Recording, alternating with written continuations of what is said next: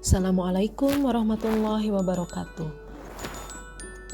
Koneksi antar materi Modul 2.3 Coaching untuk Supervisi Akademik oleh saya Mela Nur Fitria, CGP Angkatan 7 dari SMKN 2 Subang. Tujuan pembelajaran khusus pada Modul 2.3 ini adalah CGP menyimpulkan dan menjelaskan keterkaitan materi yang diperoleh dan membuat refleksi berdasarkan pemahaman yang dibangun selama Modul 2. Terdapat 3 pembahasan. Pertama, pemikiran reflektif terkait pengalaman belajar. 2, analisis untuk implementasi dalam konteks CGP. Dan koneksi atau keterhubungan. Pemikiran reflektif terkait pengalaman belajar. Yang pertama, membahas mengenai pengalaman atau materi pembelajaran yang diperoleh. Coaching adalah bentuk kemitraan antara coach dengan coachee untuk memaksimalkan potensi pribadi dan profesional yang dimiliki melalui proses yang menstimulasi dan mengeksplorasi pemikiran dan proses kreatif. Coaching dalam konteks pendidikan mengacu pada sistem Among, Ingar Sosung Tulodo, Ing Madya Mangunkarso, dan Tuturi Handayani. Hal ini menjadi kekuatan dalam pendekatan proses coaching dengan memberdayakan semua potensi diri murid. Terdapat 4 cara berpikir. Yang pertama, murid adalah mitra belajar. 2, dialog yang emansipatif. Tercipta ruang perjumpaan pribadi dan kasih serta persaudaraan. Paradigma berpikir pertama adalah fokus pada coachee atau rekan yang akan dikembangkan. Kedua, bersikap terbuka dan ingin tahu. 3, memiliki kesadaran diri yang kuat. 4, mampu melihat peluang baru dan masa depan. Sedangkan prinsip coaching adalah kemitraan, proses kreatif, dan memaksimalkan potensi. Kompetensi coaching itu sendiri pertama adalah kehadiran penuh. Kedua, mendengarkan aktif. Dan ketiga, mengajukan pertanyaan berbobot. Dengan cara mendengarkan dengan rasa. R-nya adalah receive atau menerima, mendengarkan semua info dan kata kunci. A-nya apresiatif, memberikan apresiasi dengan merespon atau memberi tanda seperti anggukan, kontak mata, dan lain-lain. S-nya summarize, merangkum untuk memastikan pemahaman yang sama. A-nya adalah ask, mengajukan pertanyaan berbobot untuk memperdalam.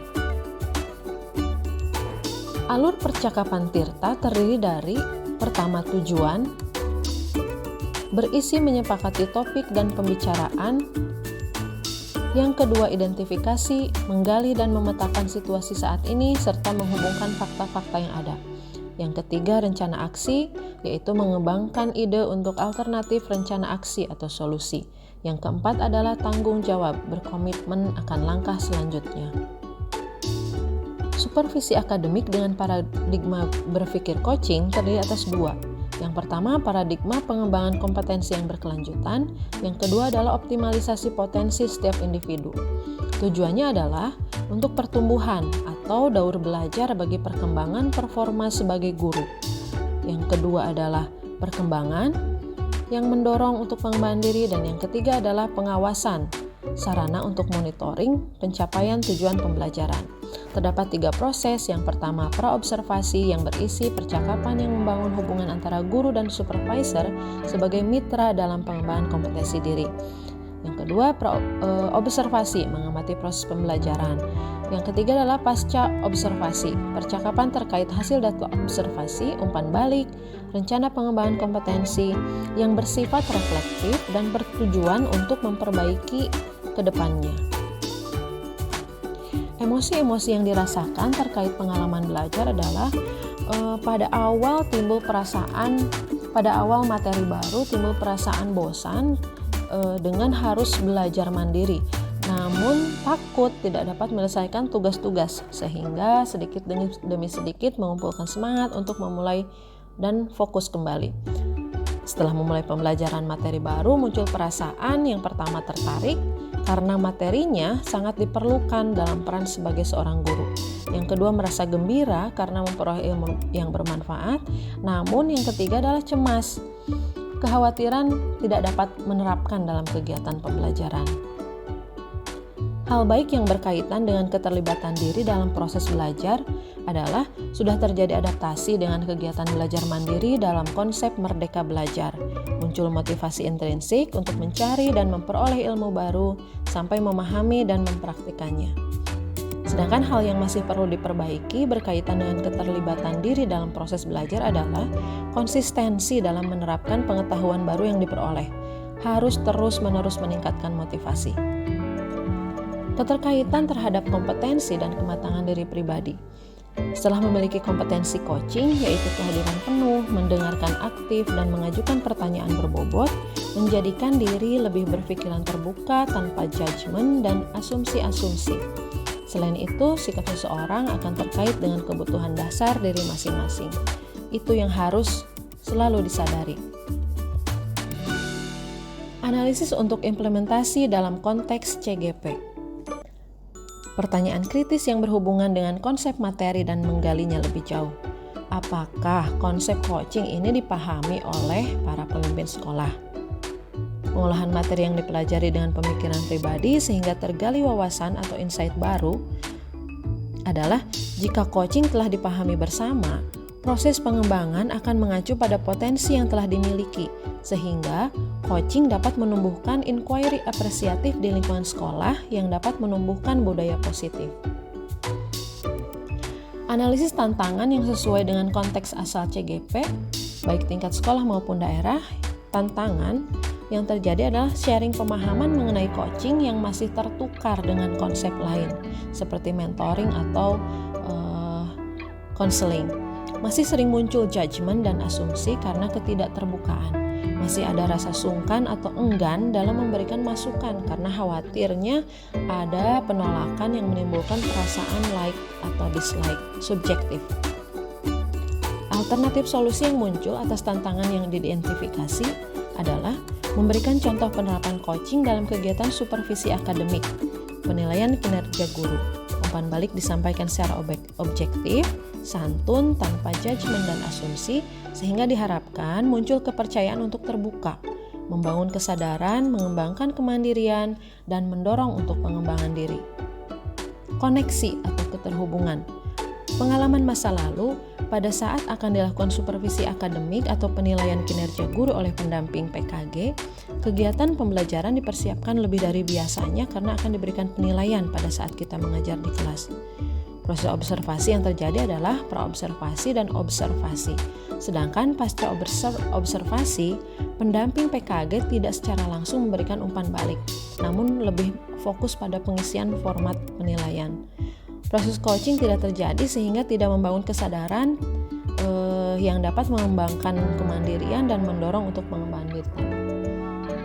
Penerapan di masa mendatang bagi diri sendiri sebagai guru akan lebih mempersiapkan setiap kegiatan pembelajaran seoptimal mungkin dengan merencanakan pembelajaran berdiferensiasi agar dapat memenuhi kebutuhan belajar murid dan pembelajaran sosial emosional agar kompetensi sosial emosional murid dapat terasah. Menerapkan kompetensi coaching dalam kegiatan pembelajaran agar dapat mengeksplor dan memunculkan potensi murid. Bagi diri sebagai pendamping PKG, akan menerapkan konsep coaching dalam kegiatan PKG dengan memperhatikan kompetensi coaching, yaitu presence atau kehadiran, mendengarkan aktif, serta mengajukan pertanyaan berbobot yang objektif dan tidak memberikan judgement atau asumsi melalui proses praobservasi, observasi, dan pasca observasi. Konsep atau praktik baik yang dilakukan dari modul lain yang telah dipelajari, yaitu setiap murid memiliki keistimewaan dengan kodrat alam yang dimilikinya. Hal ini menjadikan murid-murid memiliki keragaman dalam kemampuan kognitif, afektif, dan psikomotornya. Guru mengarahkan murid untuk mencapai kesuksesan dengan menuntun segala kelebihan dan kekurangan yang dimiliki murid agar berhasil dalam belajar. Jika murid menjalankan peran dengan sepenuh hati sesuai dengan nilai-nilai untuk memenuhi kebutuhan belajar murid melalui budaya positif yang berfokus pada kelebihan yang dimiliki murid, menggunakan proses pembelajaran berdiferensiasi untuk mendukung semua murid di kelas dengan memenuhi kebutuhan belajar murid, serta pembelajaran sosial emosional yang memperhatikan perkembangan murid secara holistik, maka visi yang menjadi cita-cita dapat diraih murid dapat mencapai keselamatan dan kebahagiaan sebagai individu manusia maupun anggota masyarakat. Peran guru sebagai pemimpin pembelajaran memerlukan keterampilan coaching untuk menstimulasi dan mengeksplorasi potensi yang dimiliki murid secara kreatif dalam kegiatan pembelajaran berdiferensiasi dan pembelajaran sosial emosional yang meningkatkan kompetensi sosial emosional murid. Bagaimana peran Anda sebagai seorang coach di sekolah dan keterkaitannya dengan materi sebelumnya di paket modul 2, yaitu pembelajaran berdiferensiasi dan pembelajaran sosial dan emosional. Peran saya sebagai coach di sekolah digunakan saat menjadi pemimpin pembelajaran di kelas, berusaha untuk menuntun berbagai kodrat yang dimiliki murid agar potensi yang dimiliki oleh murid dapat distimulasi dan diarahkan secara kreatif sehingga bermanfaat bagi murid.